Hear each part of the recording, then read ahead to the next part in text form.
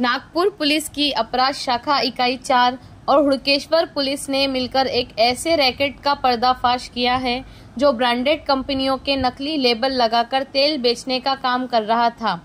इस कार्यवाही के दौरान अडानी विल्लर कंपनी के अधिकारी की शिकायत पर आरोपी नीलेश दिलीप शाहू को गिरफ्तार किया गया। छापेमारी के दौरान फैक्ट्री में नकली लेबल लगे 28 तेल के डिब्बे, सैकड़ों कागज के लेबल, ढक्कन पैकिंग की मशीन, मोटर पंप और टाटा कंपनी का एक 4 पहिया वाहन बरामद किया गया। जब्त सामान की कुल कीमत 7 लाख रुपए बताई जा रही है। आरोपी पर कॉपीराइट अधिनियम और ट्रेडमार्क अधिनियम के तहत मामला दर्ज किया गया। पुलिस की जांच में सामने आया है कि यह रैकेट पिछले कई वर्षों से चल रहा था। आरोपी नकली तेल पर ब्रांडेड कंपनियों के लेबल लगाकर इसे खुले बाजार में बेचता था। पुलिस अब यह पता लगाने में जुटी है कि यह तेल कहां से आता था और इसे किन लोगों तक बेचा जा रहा था।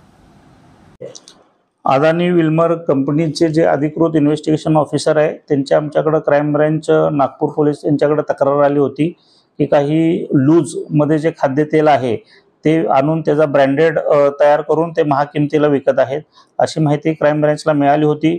त्यानुसार आमचे युनिट 4 चे जे पथक आहे ज्याचे इन्चार्ज पोलीस निरीक्षक गड्डीमे आहेत त्यांच्या पूर्ण टीमनं त्या ठिकाणी छापा मारला आणि जी माहिती मिळाली होती ती खरी आढळून आलेली आहे। त्या छापामध्ये जवळजवळ 8.5 लाख रुपयाचा संपूर्ण मुद्देमाल मिळून आला। ते सगळं खाद्यतेल आणि बाकीचं पॅकिंग साहित्य वगैरे सगळं जप्त करण्यात आलेलं आहे। हुडकेश्वर पोलीस स्टेशन या ठिकाणी तो गुन्हा दाखल केलेला आहे। याच्यामध्ये जो गोडाऊन मालक आहे जे सर्व करत होता तो व्यक्तीला सुद्धा ताब्यात घेण्यात आलेला आहे आणि हुडकेश्वरला पुढील तपास सुरू आहे। सर, गोडाऊन मधून माल अदर विक्रेत्यांना पण जातात, किती हे विक्रेते त्याच्यामध्ये समावेश आहे आणि कशी त्यांच्यावर कारवाई केली जाणार आहे? आता सध्या गोडाऊन मध्ये संपूर्ण मुद्देमाल जो मिळालेला आहे तो जप्त करण्यात आलेला आहे। त्याच्यामध्ये जे रेकॉर्ड आपल्याला सापडेल किंवा आरोपीच्या इंट्रोगेशन मध्ये जी माहिती मिळेल तो माल कुठून आणला, कोणाला जाणार आहे, हे सर्व माहिती त्याच्यामध्ये पडताळली जाईल आणि हुडकेश्वर मध्ये जो तपास चालू आहे त्याच्यामध्ये सर्व निष्पन्न करून पुढील कारवाई करण्यात येईल।